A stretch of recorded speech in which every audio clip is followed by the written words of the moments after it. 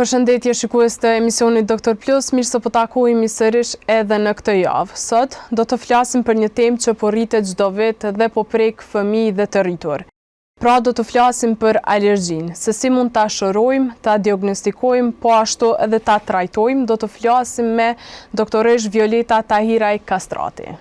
Doktoresh, faleminderit që je pjesë e emisionit Doktor Plus. Faleminderit shumë për ftesën. Doktoresh, çfarë është alergjia dhe pse po shfaqet gjithnjë e më shpesh tek pacientët tonë? Po, alergjia faktikisht është një reagim i sistemit imunitar që ne e quajmë. Do thotë që ato substanca zakonisht janë të parrezikshme, mirë po për momentin të disa persona ato mund të shfaqen probleme të ndryshme. Ato mund të jenë shkaktarë të ndryshëm. Ne më të shpeshtat ndoshta që japin këto simptomat janë sigurisht që ne do t'i përmendim me radhë, janë polenet që kemi më të shpeshtat, ato mund të jenë sezonale.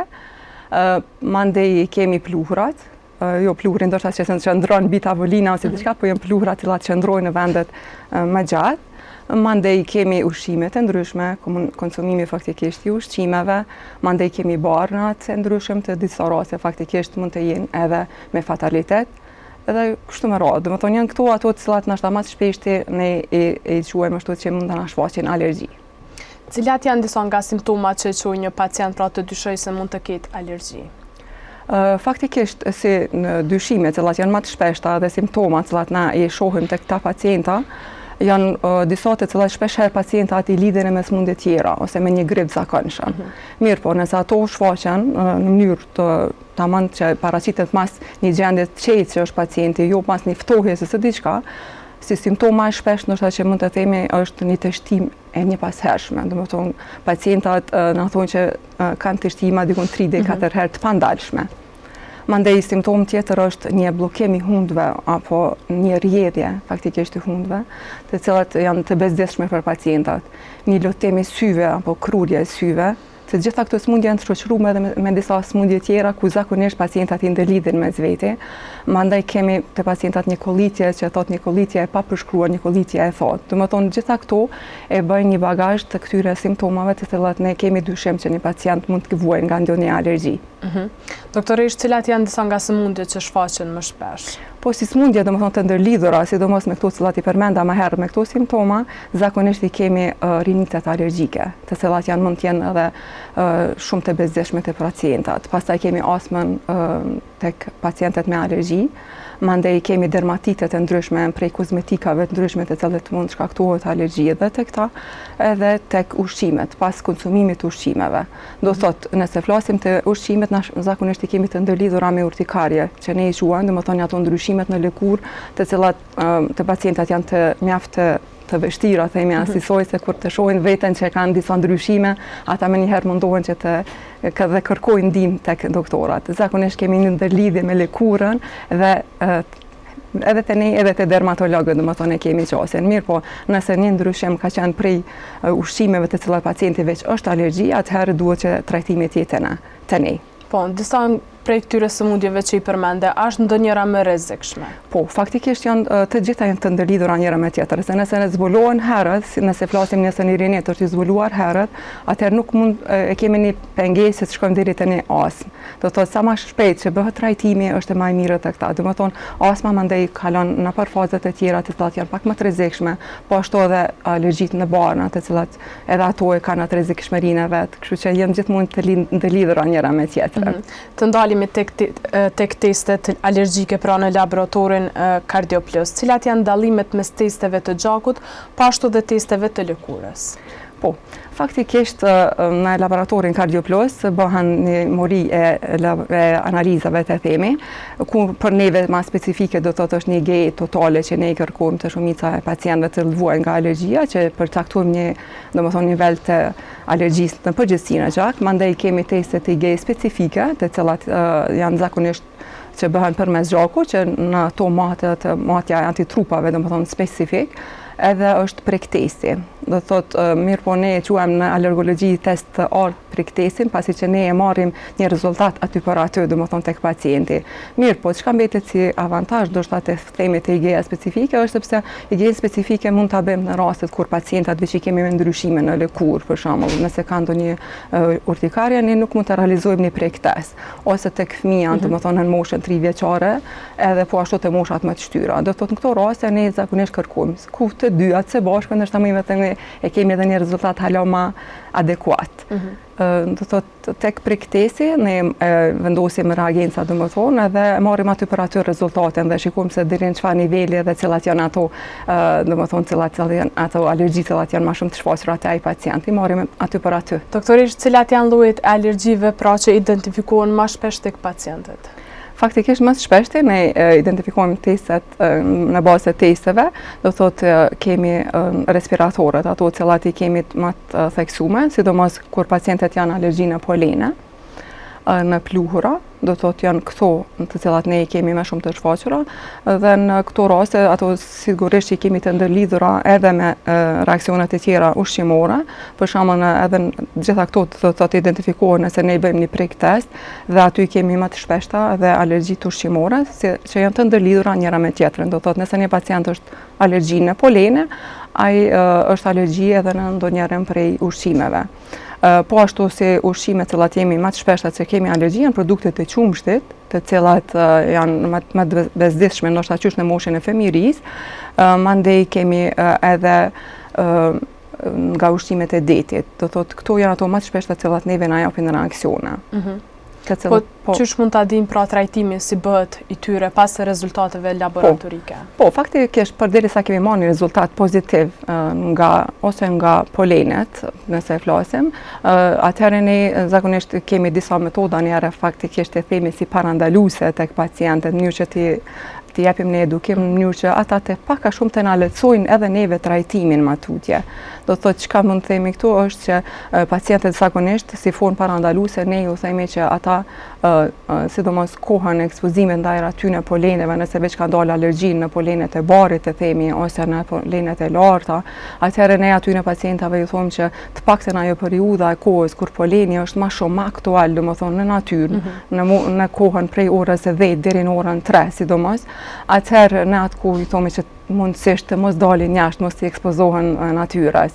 Mirë po nga njëherë edhe të ta është puna, është ajo të të lënë ata detyrimisht janë të obliguar që të dalin. Mirë po në këto raste të paktën ata kur kthehen në shtëpi janë disa pika cilat ne i themi që të paktën ato rrobat e cilat i kanë pasur veshur datë kohës që kanë qëndru jashtë, të largohen, mandej njëtosh në mënyrë që mos të kemi polen në pjesën e flokëve dhe mund ta thithim gjatë gjithë kohës, mandej edhe këto janë faktikisht disa ndihmesa cilat neve na e bojnë në pika cilat neve na duhet edhe për trajtim atë, pa tjetër mbetet trajtimi medikamentoz i cili edhe është edhe falendërues tek pacientët sepse ata më njëherë lirohen nga ajo gjendje pasi që është bezdishme. Nëse një pacient vuan nga alergjia, ai nuk e ka një jetë të rahatshme. Arsyet janë ato të cilat i përmenda simptomat e mëhershme, ato të shtimat e shpeshta, lutimi i syve, krumje syve, të cilat janë mund të themi mjaft të bezdishme.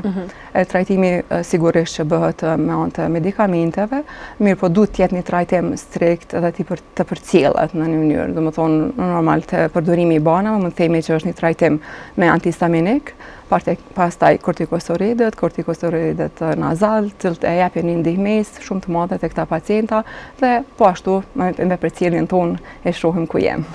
A mund të eliminohet plotësisht alergjia apo mund të mbetet edhe përkohësisht? Faktikisht të themi ashtu alergjitë nuk eliminohen. Nëse themi këtë se nuk mund të largohet plotësisht alergjia, por çka mundet kanë ndihmesë tek pacienta që ata të kenë jetë më të mirë, më të mirë, atëherë mbetet që ata të kenë një trajtim adekuat, një trajtim të mirë edhe të kujdesshëm gjatë kohës së trajtimit, se nëse ata prap janë të ekspozuar ndaj atyne poleneve ose ndaj pluhurave ose ndaj ushqime, konsumojnë prap ushqime, nëse ata kanë konsumuar prap ushqime të cilat kanë qenë me alergji, atëherë mbetet edhe te na ajo alergjitë prap janë përsërisë ato reaksione.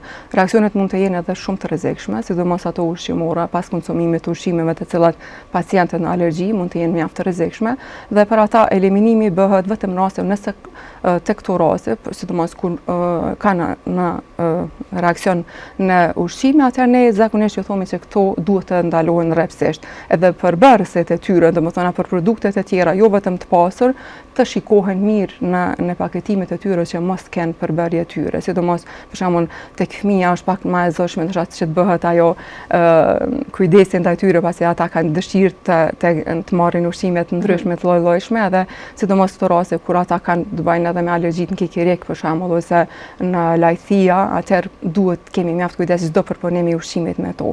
E thash edhe më herët, domethënë reaksionet alergjike ushqimore janë mjaft rrezikshme, se mund të jenë edhe me angioedema, të cilat mund të jenë fatale për pacientin. Po cilat janë gabimet më të shpeshta që i bën pacientët ndaj alergjisë? Të themi si gabime, ndoshta edhe ata kushtimisht nuk e bëjnë si gabime, por nganjëherë ajo neglizhenca e tyre që kemi bërë më mirë dhe mos lajmërohemi me te doktori alergolog, atëherë mbeten ndër pikat më të rrezikshme të pacientat ose gabimet e ta. Sepse ato alergjitë të cilat janë evidentuar një herë, të themi në të mënyrën me testime ose me gjendjen e tyre të përgjithshme, me thonë, atëherë ata në këto raste do thotë duhet të lajmërohen patjetër te ne dhe të shohim ku jemi. Do thotë të paktën të lajmërojmë nëse edhe disa prej këtyre polenave janë sezonale. Dhe ata zakonisht t'i lajmërojmë kohën kur duhet të fillojnë të marrin terapinë e duhur ose në rastet e pluhurit të shtëpisë, për shembull nëse flasim pluhuri i shtëpisë kemi aktual 12 muaj dhe të paktën ne mundohemi në ato pikat ku mundim për ndihmu pacientave që të keni jetë më të rehatshme. Ose gabim tjetër mund të më thonë që kanë herë bën neglizhimin e këtyre simptomave, thash edhe me gjendje tjera gripoze ose diçka dhe të mos lajmërohen te doktori adekuat që është. Ndoshta tash ajo neglizhenca pak e këtyre çojnë deri tek gjendjet më të rënda të problemet me alergji.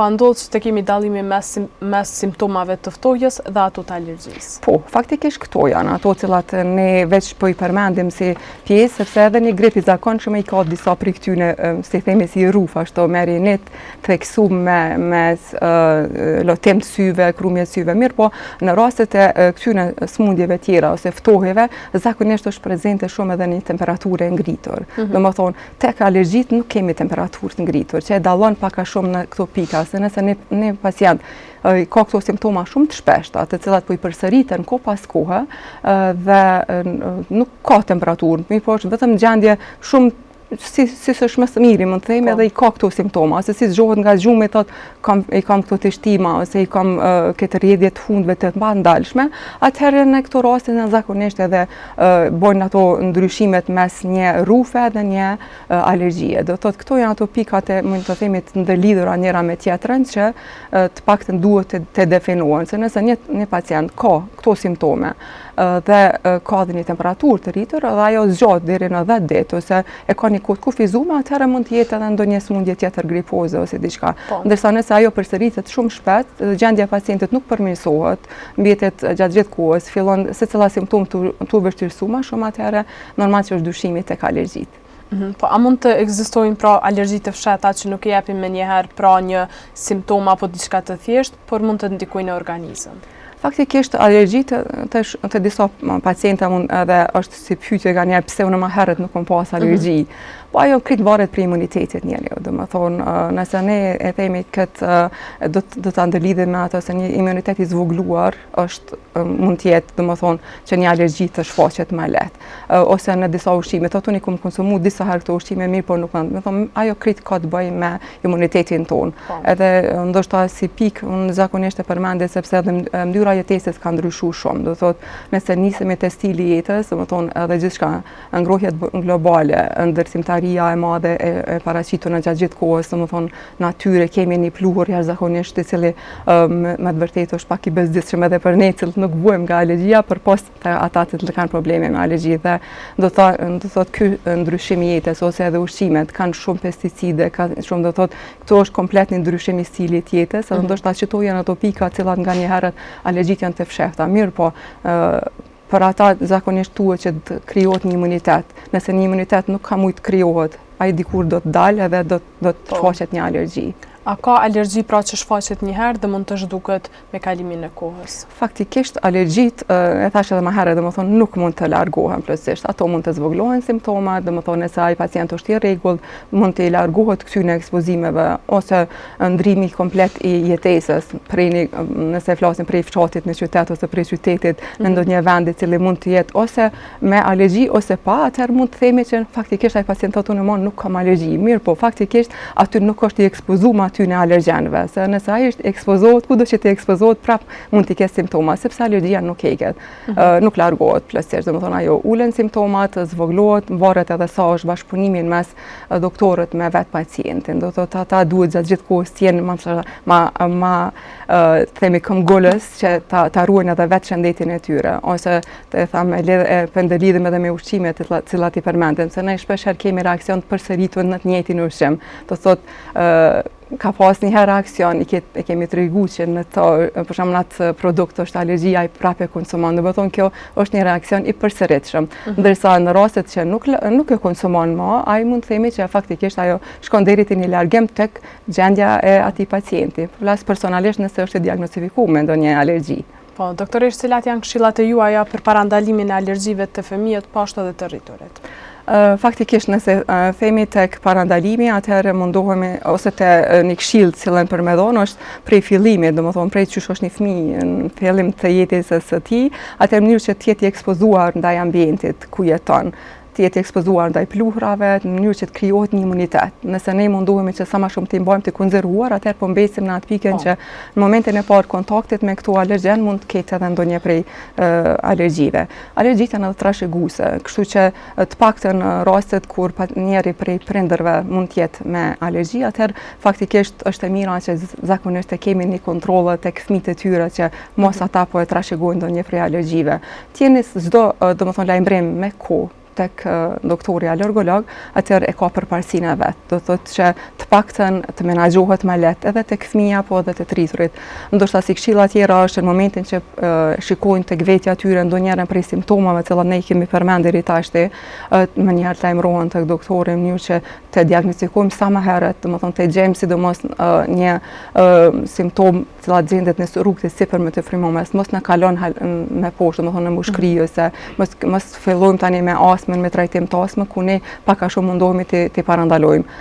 Te trajtimet ne i përmendëm edhe më herët trajtimet që janë medikamentoze, kështu që mendoj që edhe kjo është një ndër këshillat që pacientat paktën ta mbajnë edhe të dinë që mund të kalojnë me terapi, nëse ata janë shumë të rregull, domethënë nëse i përgjigjen asaj çka na ju themi. Doktoresh, falenderoj për gjithë këto përgjigje që i dha.